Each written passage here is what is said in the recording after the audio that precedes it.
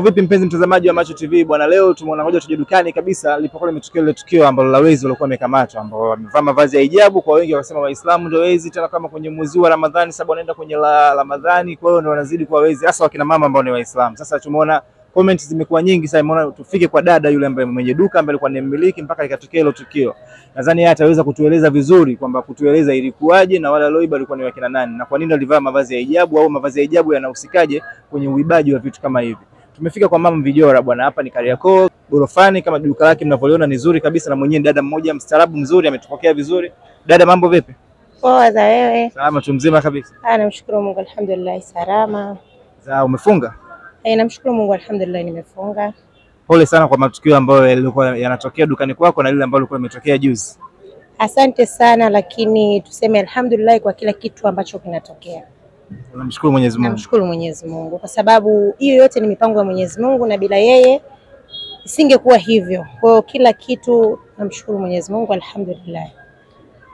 Juzi limetokea tukio hapa dukani kwako ambalo limeonekana mama na kama mtoto wake hivi wakiwa wamevaa hijabu kwenye mavazi ya Kiislamu, wakiwa wameweza kukuibia hapo na wakaweza kuwakamata. Lakini kwa bahati nzuri naona haukuweza kuwafikisha polisi ukawaachia. Watu comments zimekuwa nyingi sana mtandaoni.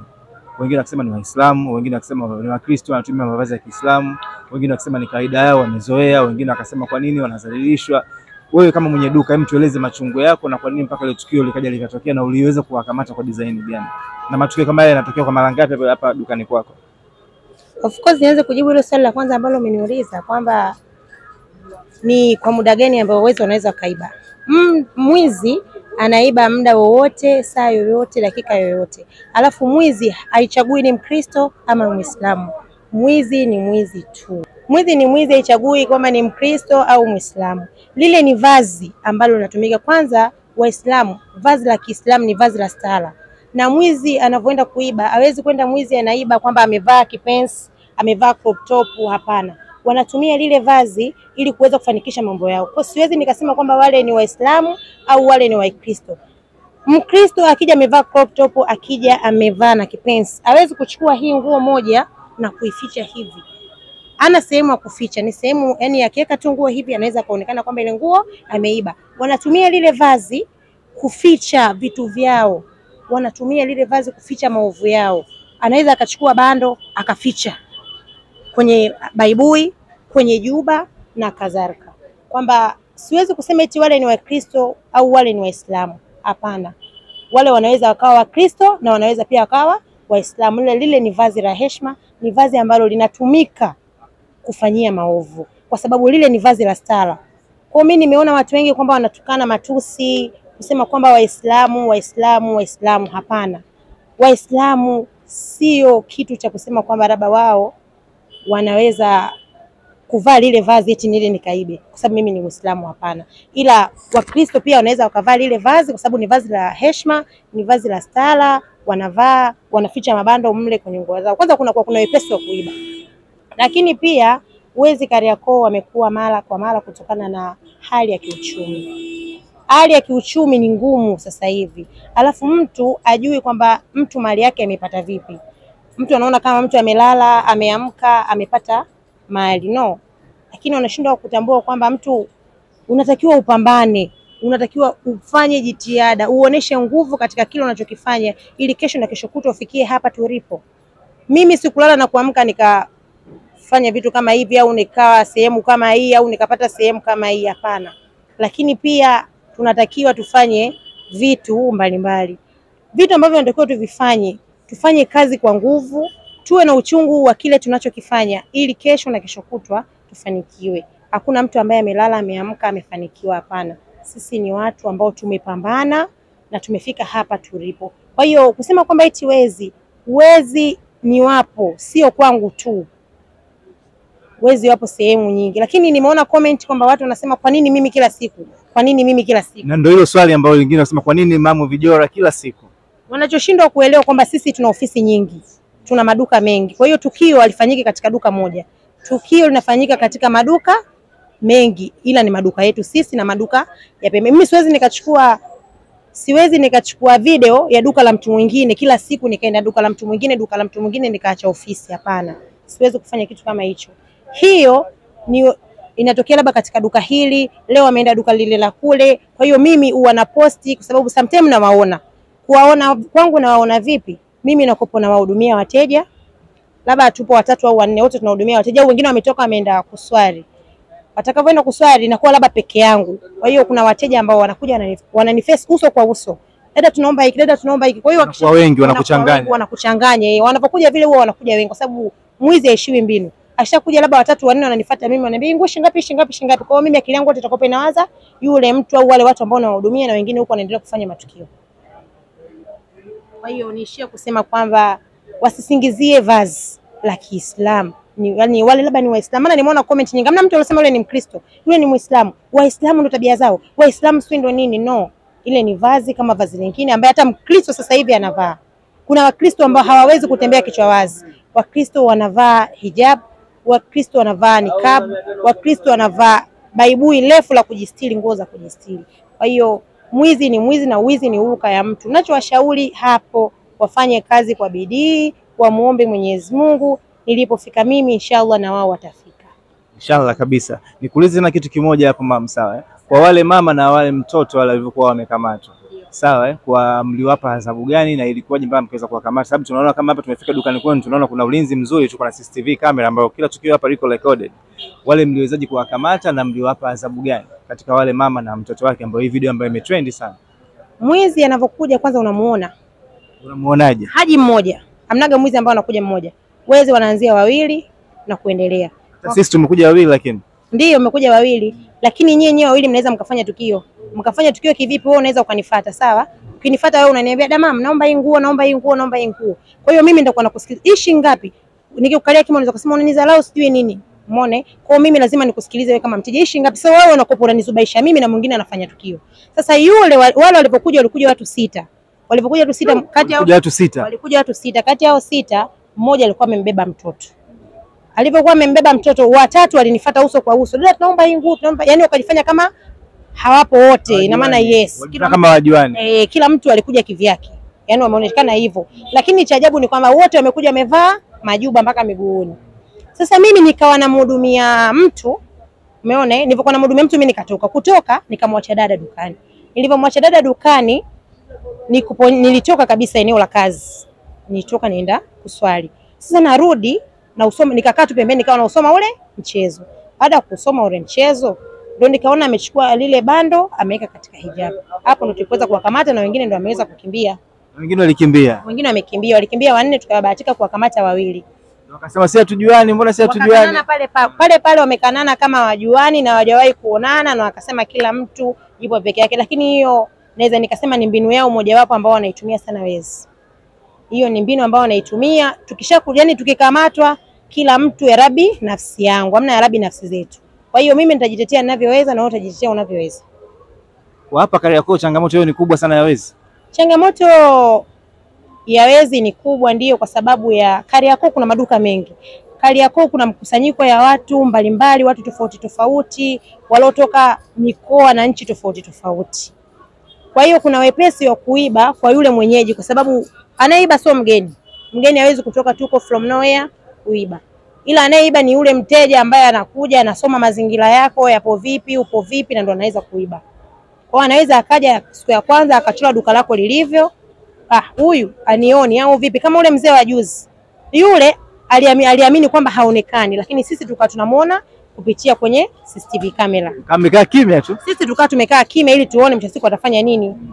Lakini tulisema kabisa huyu ni mwizi na hataiba. Na tukakaa kimya na kweli akaiba, mtu siku akaondoka. Kwenye kuondoka ndo tukamkamata. Kwa sababu hakufika mbali, maana alichukua kama amenunua. Yaani alichukua kama dukani kwake, anahamisha labda duka moja kwenda duka lingine. Kwa hiyo ndo changamoto ya wezi. Lakini yule mzee wangu alikuwa ni mtu mzima sana. Yule ni mtu mzima, age go kabisa, yani kama miaka 70 na kitu, 60 na kitu hivi. Mbona tuna wezi mpaka wazee mama?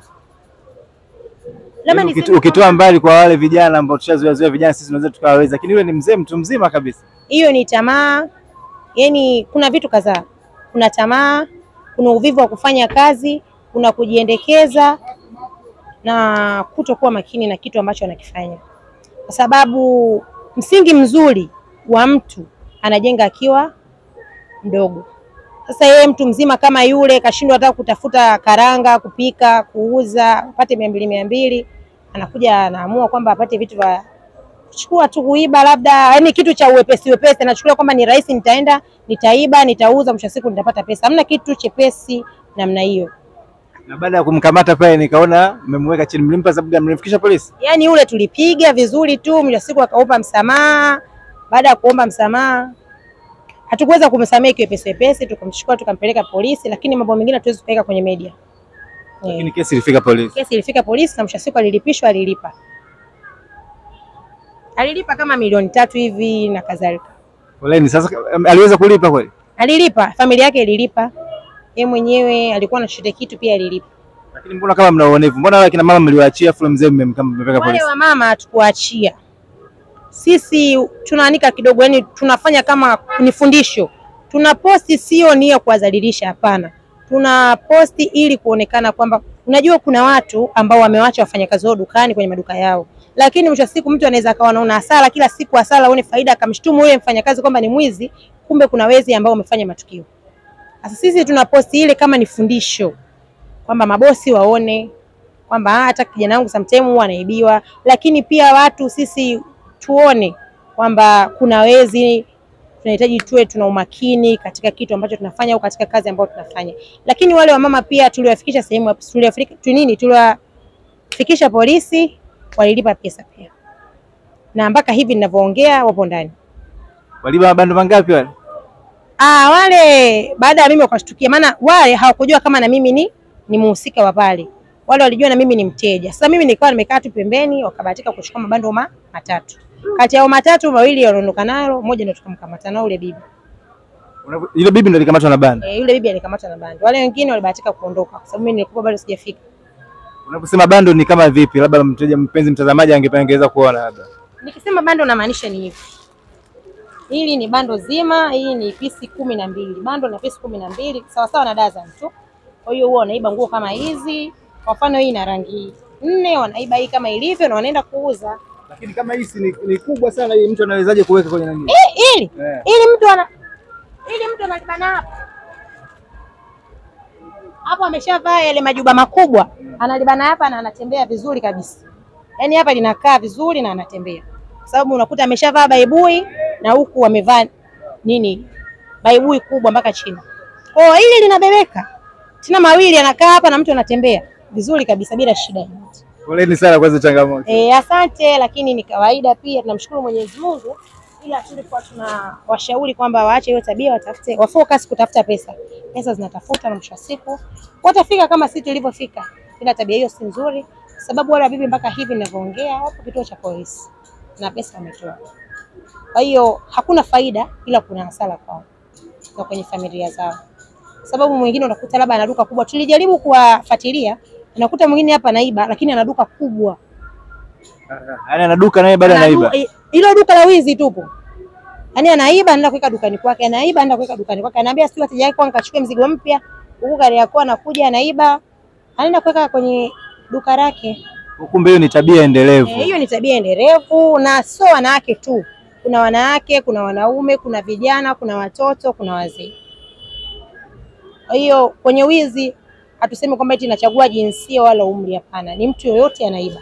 Na mavazi wanavaa watu wote yale ya stara yale. Na hakuna mwizi ambaye sheku kukamatwa amevaa kimini, sijui taiti, labda na crop top au na t-shirt, hapana. Wanaokamatwa wote wamevaa nikabu fulu. Na maanisha baibui la mikono mirefu, nikabu, na nguo zao wanazopenda kutumia ni nyeusi. Nguo zao wanazopenda kutumia ni nyeusi. Yaani wanavaa mabaibui meusi, wanavaa mahijab makubwa. Hawavai short hijab. Wanavaa hijab kubwa nyeusi. Wanaenda wanakuja wanafanya matukio. Kwa maana sasa hivi nataka kuniambia ukimwona mteja design hiyo amekuja dukani kwako lazima unakuwa na wasiwasi. Lazima niwe na wasiwasi. Kwanza ukija dukani kwangu ukivaa ninja na kufukuza kabisa. Labda uje peke yako. Labda uje peke yako. Labda uje peke yako, lakini mkiwa zaidi ya 3 kwa pamoja siwezi kuhudumia. Na hasa ukiwa umevaa ninja. Hasa ukiwa umevaa ninja, lakini pia wanashindwa kuelewa kwamba wanaharibu vazi la watu. Sisi wengine hatujazoea kuvaa tu labda kichwa wazi kutoka, hapana. Sisi ni watu ambao tushazoea kuvaa, kujistiri, kuwa na stara. Wanaharibu mavazi ya watu, wanawachafua watu, wanatuchafua. Yaani wanatuchafua. kwa sababu 99% wanakuja kuiba wote wamevaa hivyo. Je, wote ni Waislamu? Hapana.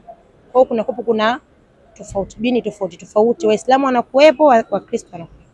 Lakini ni yao mpaka wanavaa mavazi ni yao ni hovu. Yaani wanavaa mavazi ni mavazi ya matukio. Nirudia kusema kwamba mimi naweza nikachukua wewe hapo ulipo umevaa hivyo, ukivaa hivyo, hii unaifichia wapi? Ngumu kuficha. Hii unaifichia wapi?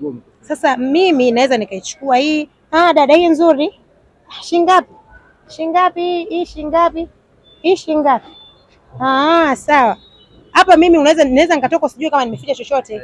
Sasa ninapofanyia hivi, sometimes naweza nikafanya kama natoa hela, kumbe ndo naficha. Kumbe zilikuwa mbili, ulikuwa umeshaweka mbili. Nishaka mbili hapo.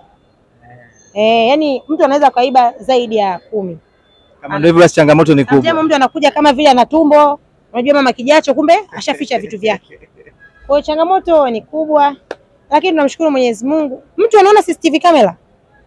Anaziona kabisa, lakini bado anaiba. Kwa kuamini kwamba kwa muda huo haonekani, na hata ukimuona utomjua. Yaani kwa muda huo wewe hauangalii kwenye kamera, ila hata baadaye ukimuona hautomfahamu. Utamfahamu ni nani? Anatokea wapi? Si ndo kashaiba? Ushamjua huyu hapa, utampatia wapi? Hiyo ndo mbinu yao ambayo wanatumia wao. Maisha ni magumu sana.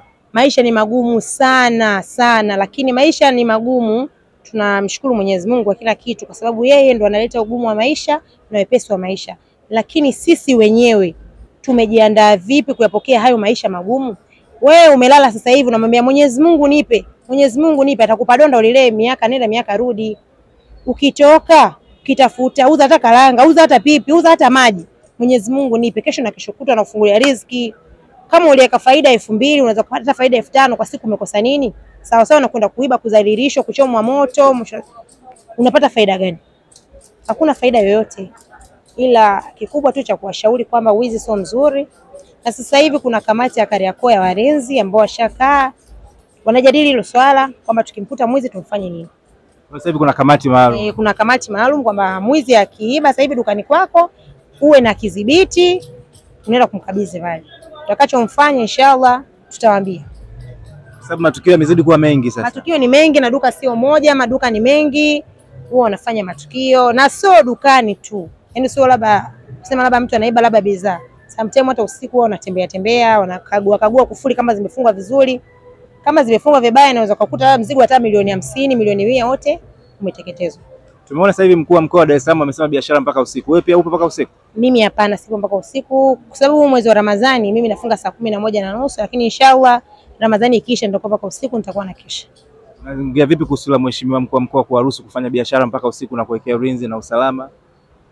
Tunashukuru kwa sababu kuna mtu ambaye mchana labda anakuwa amechoka au mchana amekuwa safarini, usiku anaona atakopo free, atakuja anafanya biashara zake, anatafuta cha kutafuta, akipata anaweza kuondoka. Kwanza usiku kunakuwa kumetulia.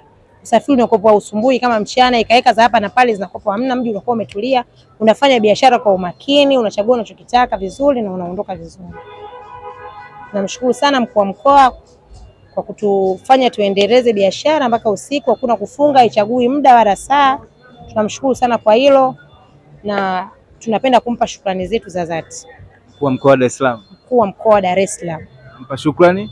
Tunapenda kumpa shukrani zetu za dhati sana sana sana mkuu wa mkoa wa Dar es Salaam kwa kutufanya tuendeleze biashara asubuhi mpaka asubuhi. Haichagui saa, haichagui dakika, muda wowote maduka yanakopo wazi. Ukihitaji huduma muda wowote saa yoyote unaipata. Kwa ajili pia kodi imeongezeka sababu swali wapo tu masaa 24 au kwa hiyo na usiku pia mnalipia tena au ni kodi ni ile ile? Tunamshukuru Mungu kuhusu masuala ya kodi ni ile ile. Kodi haijaongezeka vovote, kodi ni ile ile. Kwa sababu hata kama akiongeza kodi inakuwa ina maana kwamba tunafanya kazi tulikuwa tunafanya saa 12 mpaka saa 12 tuseme. Fanya kazi saa 12 mpaka saa 12. Lakini kuna saa 1 mpaka saa 11 duka linakuwa linafungwa, lakini bidhaa zetu tunakopa tumehamisha. Tunakopa tujahamisha bidhaa zinakopa mle. Kwa hiyo ni vyema tukafungua tukaendelea na kazi. Sawa. Bwana tumefika bwana kwa Mamu. Nadhani tumefika kwa Mamu, nadhani ameeleza kila kitu kuhusu tukio lilivyokuwa mpaka hapa leo alipokuwa amefikia. Wahusie basi mabinti wenzako wale ambao wana umri kama wako wafanye nini ili kujiepusha na vitu kama hivi? Mimi napenda kuwasihi sio mabinti tu, ni vijana wenzangu, wazazi wangu, wakubwa wangu na wadogo wangu pia, kwamba hakuna kitu ambacho kinakuja kwa wepesi, kila kitu kinatafutwa, ukiweka nia unafanikiwa. Sisi hatujaanza kama tulivyokuepo sasa hivi, tulianza kidogo, tulianza na madela ya kukopesha, tulianza na skin tight za watoto za kukopesha, tumekopesha, tumeuza mahindi, tumelima, tumefanya kazi, tumepambana, tumefanya kazi kwa watu, lakini namshukuru Mwenyezi Mungu, alhamdulillah mpaka hapa sasa tulipo ni kwa rehema zake. Unasema mmeanzia kwenye kukopa kidogo kidogo, yani kwa mtaji mdogo mdogo. Mtaji mdogo mdogo, yani mjasiriamali ule mdogo mdogo.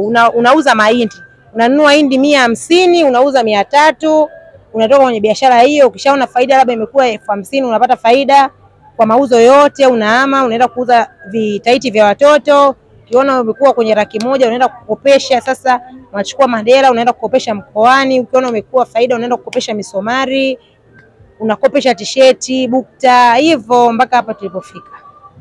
Hakuna kitu ambacho kinakuja lele mama, ila nawashauri sana wafanye kazi, watumie nguvu zao, wasipende nguvu za kutafutiwa. Nguvu za kutafutiwa ndo kama hivyo, kuna madhara mengi. Siwezi kuorodhesha madhara, lakini kwa mfano mtu wa kike unaweza ukabakwa, unaweza ukatumiwa, labda ukaambiwa madawa ya kulevya fanya hivi, ila kwa tamaa yako unaweza ukakubali, na mwisho wa siku unapoteza mwelekeo wa maisha. Haujengi isipokuwa unabomoa. Asante sana bwana Mamu Vijora. Asante pia, karibuni sana, tunawapenda wote, lakini cha kuongezea hapo ni kwamba tuwe makini. Asante sana. Asante sana.